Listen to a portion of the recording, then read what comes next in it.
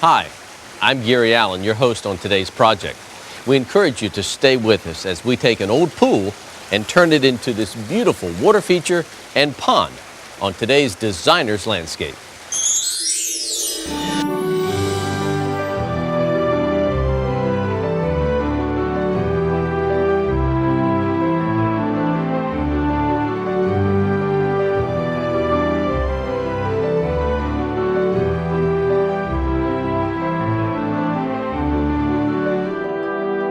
Friends, I want you to meet the master behind the plan here, Brad Reed of Reeds and Rocks. Brad, tell us your vision for this project today.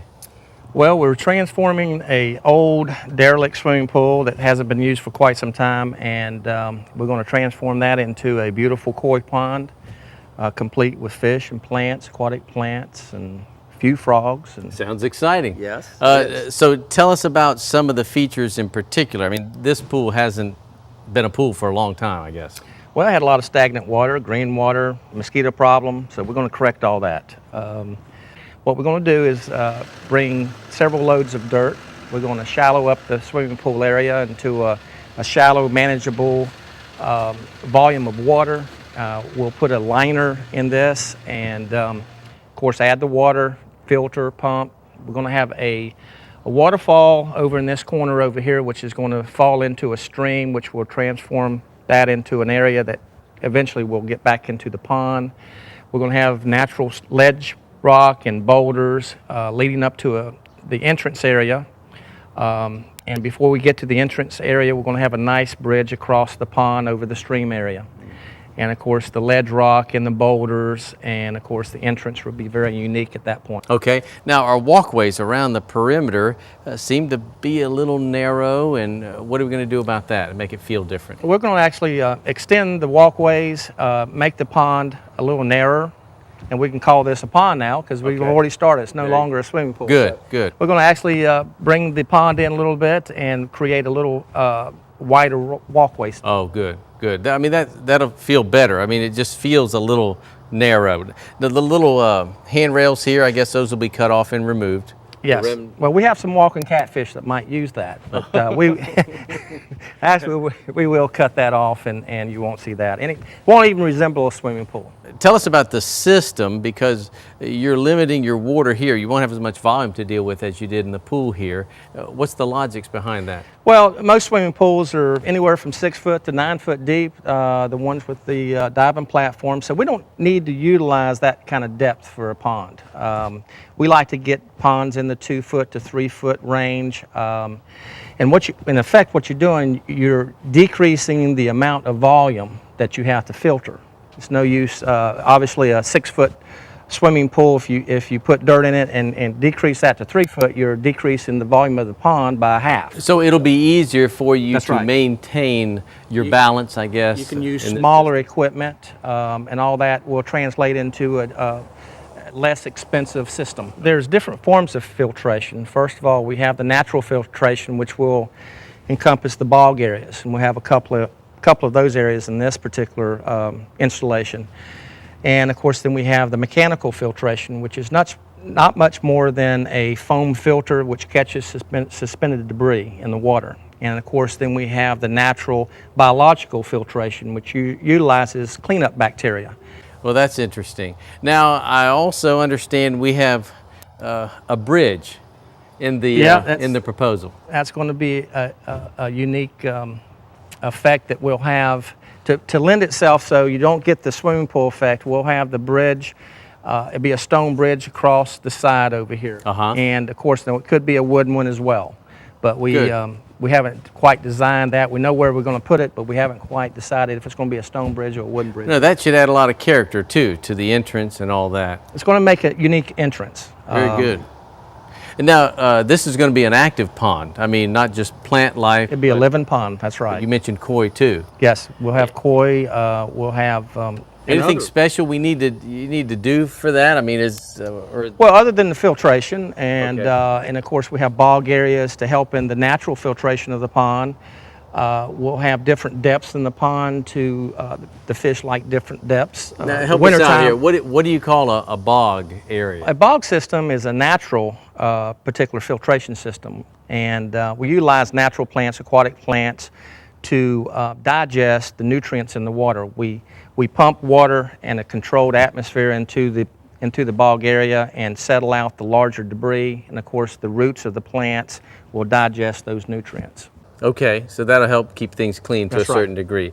And then your filter does the rest? Yeah, we have a mechanical filter which basically filters suspended particulates in the water, and then we'll have a biological filter which is more or less an aquatic septic tank that takes fish waste and fish debris, plant debris, dust and pollen, and catches it, and of course the cleanup bacteria digest that.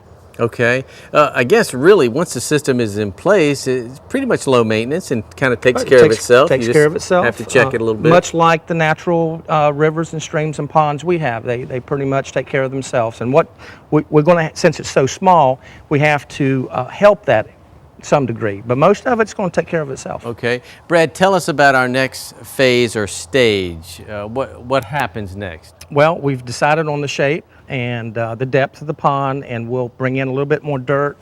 We'll bring it around the walls, shape the actual pond, and then once we have that part sculptured in, then we bring the rubber liner and lay that into that hole. And then at that point in time, we're ready to put water in it. Wow. Now then we're going to be pouring concrete around the perimeter or the side to bring up the deck height here? The reason we did that was the fact that there's such a big slope, and it's really... you see where they're settling all around the perimeters as well. And it's just not appealing. So we're going to come back in here, we're going to lay concrete, pour concrete a little more level. We're still going to have the slope off to the side. We're going to pour it to the deck drain. I see the drains are tilted in the back to drain toward us. That's right, that's right. It's higher in the back, it's going to drain towards the front. We'll have the drainage system out that way in the front. And what we don't want in the pond, we don't want any polluted or contaminated water going into the pond. Okay. So that's why it's very much like a swimming pool, and that's why you have the slope here now. So you'll deal with this just natural surface water. That's right. That's right. And of course most of that's going to be evaporated out naturally, and so it's going to keep it pretty much at the same level. Of course, if we have more evaporation than rain, you can always add water? We can always add water. Super. Brad, it's really going to be neat to watch the changes that are going to take place here and the vision you have for it. Yeah, it's going to be a great transformation, bringing this derelict swimming pool into a beautiful koi pond. Brad, I'm amazed at the way things are shaping up. Looks more like a pond now instead of a pool, huh? A lot of dirt went in, and of course, we have to shape the sides, and we got the angles proportioned correctly so the dirt doesn't flow. I was going to ask you any rhyme or reason to the different contours that you've shaped it to. Well, first we got to consider the customer's preference as far as what shape and design they'd like. And of course there's some structural design that we have to take in consideration too. We like to make multiple depths because the fish like deeper depths and as well as shallow. Oh, okay. I mean, I didn't really think about that, but I see you've got some little shallow swim outs there from the top and then this big bowl at the bottom, huh? And we always like to bring the deeper in so it all funnels into one area. So whenever we do a pond clean out, then all the dirt and debris can go to one area. That makes sense too. And also the different depths create different temperatures for the fish. There's different fish like different temperatures, and of course in the wintertime the fish like to get deep because the water's warmer. And in the summer, it's vice versa. The fish like to get down to the deeper parts because it's cooler. With your basic shape now, the next step? The next step is, once we got it all padded in, we're going to bring the liner in. We're going to hook up the main drain, and then we'll go from there.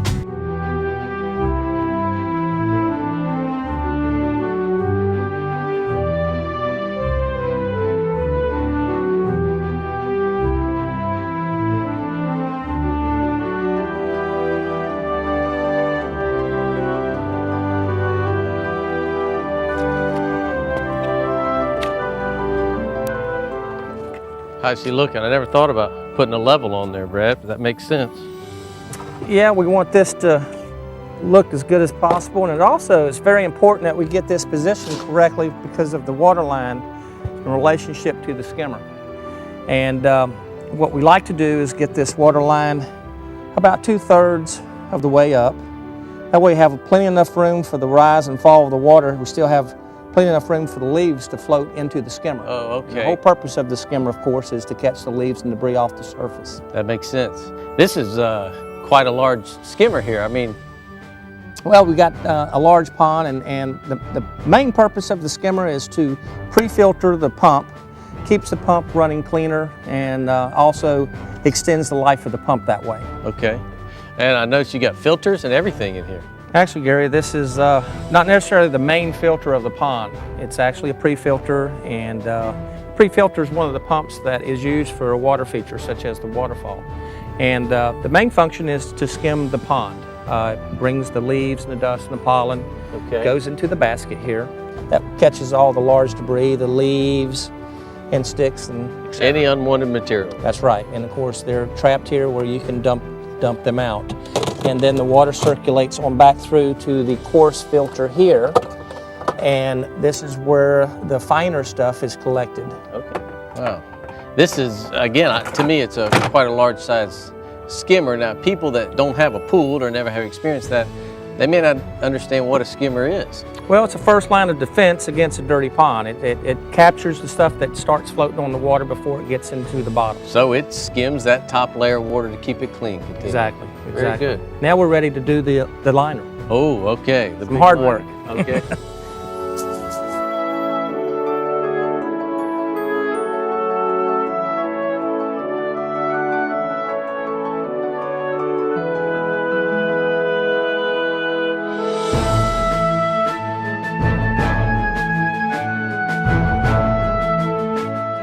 Wow, all the choices to make. Now, some of you are well acquainted with like a Tennessee stack stone like this and how it's delivered and wired in a little over a ton in one particular setting, different sizes.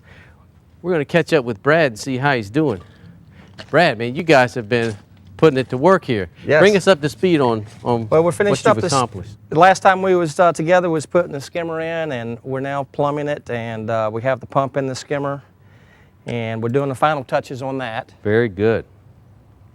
I see how the rock is really holding the skimmer in place and all. You've Yeah. got it well seated, huh? Exactly. We have excellent planting areas around the skimmer, which we'll plant with different type of landscape. And of course, we have the bog areas on both sides of the skimmer. And of course, the purpose of that is to camouflage the cover of the skimmer. Of course, that's where we need to get access to get the leaves and stuff out.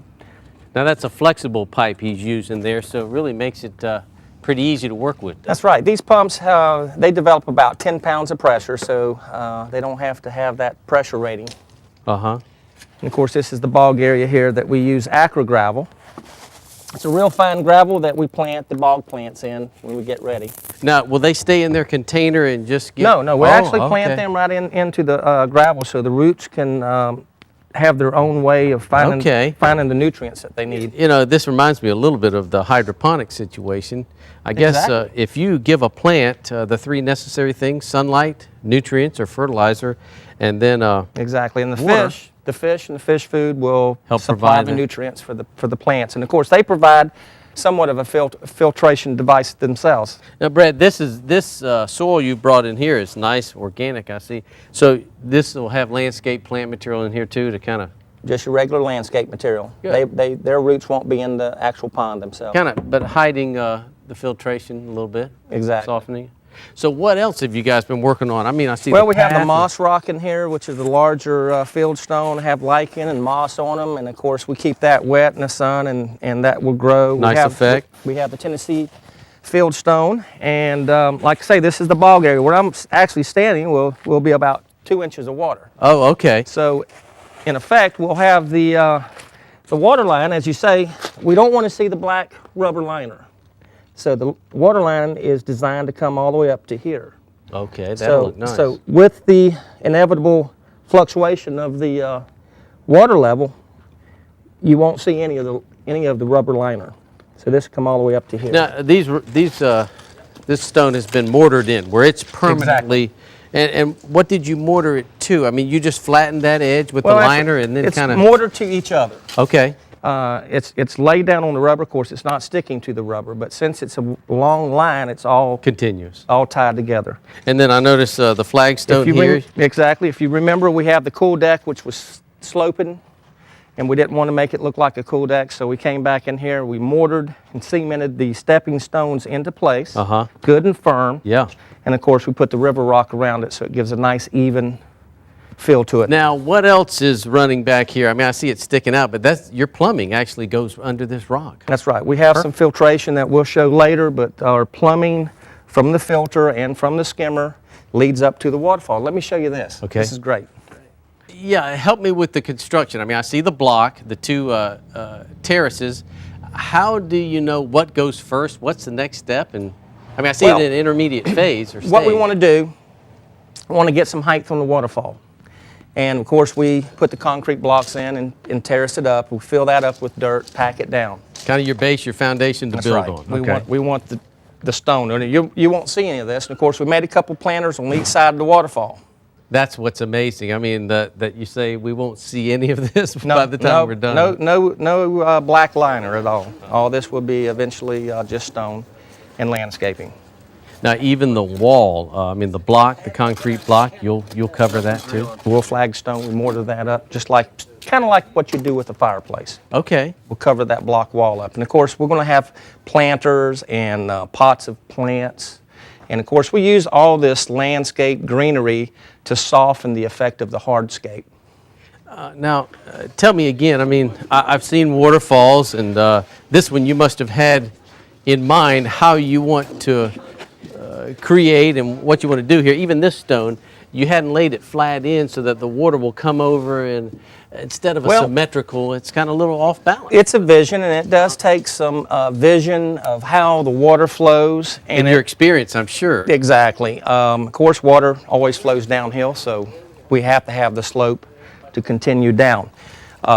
With the rock in the back, we're going to create a pool area, and the water will flow over. We'll stack stone underneath the first drop. Okay. Put the river jacks, create a little pool here. Okay. Water, of course, we level this, and it slopes down. And this is where that second tier falls. So you got 1, 2. And of course, we'll have a 3 and 4. Oh, okay. When it's finished. But the reason for the drops in the pools is to create different sounds of the water.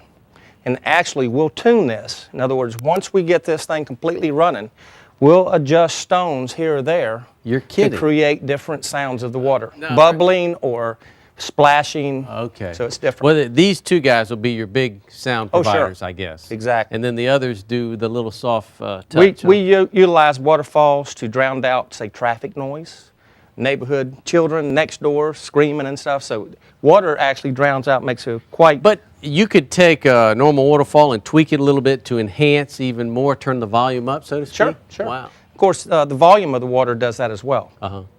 Now, I just want to talk about the pool back here, if I can climb up. You mentioned this will recess or sit in. So the plastic comes up along the wall? Yes, this will come up behind here, and it creates a little pool area. Okay, and then stone along it to kind of hold it in place. Around here, and it creates a nice little...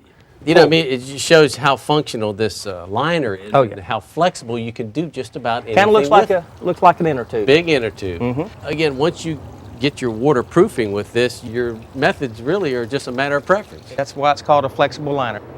Brad, help me out here, because if I'm a beginner here, I see different sizes of stones and rocks, and I'm sure they have different purposes, or there's a reason to this picture. Well, Gary, actually, we like to bring out more rock than we use. So we get a good selection of the different types of rock. Sort of like a puzzle. We take different stone and fit them in. So if we have more of a selection, we'll have better fit. Sure, I see some of your big ones are in place, and then you're starting to fill next layer level. And then use the fine gravel to even fill further. Now, you mentioned these were moss rock. Moss rock, because they have American moss or the moss on them? That's right. And most of this stone actually comes from Tennessee, North Carolina, up in the mountains. Where people actually go in and collect it? They quarry it, and of course we get it from a supplier.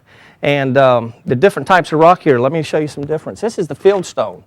And of course, fieldstone is smooth, weather-worn, snow, rain, wind, and it's color, subtle. too. It's subtle differences. And of course, the creek rock is even further worn, which is worn by water. Okay. Nice And smooth edges. you find this particular rock, as you do in our natural creek here, smooth. You put this in the water. Fieldstone usually goes on the edges of the banks. Okay. All right. So, well, I've learned that already. And then from seeing the construction of it. So, large, medium, small, and then, like you said, you're taking different size of the, what'd you call the small gravel there? It's river jacks, and of course the creek rock you see in the water, when this is running, this would actually be underwater. It'd be a very And natural that'll clean effect. all that up too. I mean, I guess. Oh, sure. Yeah. Wow. Now, I mentioned cleaning it up. You have a pretty extensive filtration system on this pond. Oh yeah, nice. Can we show us that? Certainly. Gary, this is our filtration for the pond.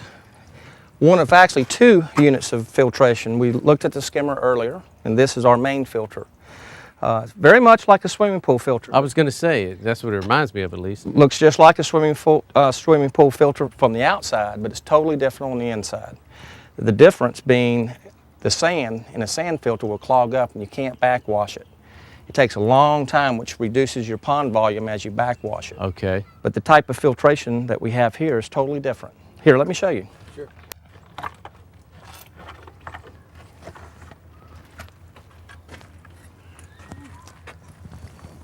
This is what we call biomedia. Biomedia. It's very lightweight, Little things of plastic. doesn't clog up. Hollow tubing cut into pieces or And if something? you look very closely, you can see the geometric design in it that actually gives you lots of surface content, which is good for the bacteria. Oh, so they crawl or occupy all those spaces there, and then, or how does it work basically?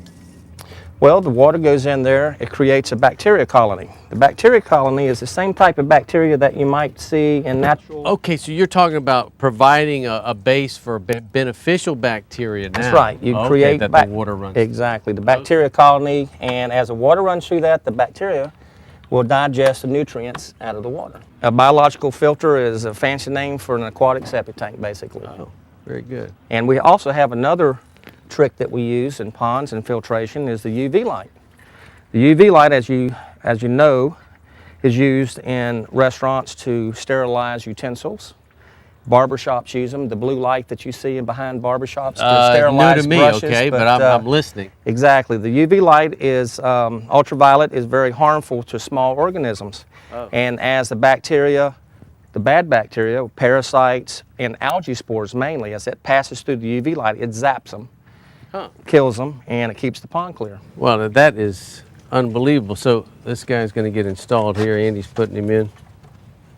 It's about the easiest way of keeping your pond clear. He's plugging that to, and that's a 110 source there to keep Exactly. him burning. 110, that's a 25-watt ultraviolet sterilizer. Will this need to be replaced? I mean, it has a shelf life, I guess. The bulb lasts about a season or 2. And then I see the water on their return. It passes through that little chamber then. Exactly. That's lit. Passes through that on its way back to the pond or the waterfall. You always think of filtration as actually having to filter something, but here, wow, ultraviolet radiation or ultraviolet light to cleanse it. Scientific technology. It's come a long way, I know that. You got a heck of a little pump station here. Well, all this to feed that pond. We utilize these type of filters for larger ponds like we have here. This is going to end up being about a 7,000 gallon pond, so we use a little bit larger filtration device. But you guys are getting closer all the time up here, I guess. Exactly. Well, this has certainly been an interesting project. What do you say we go back now and reflect on the entire construction process, taking this pool to a pond?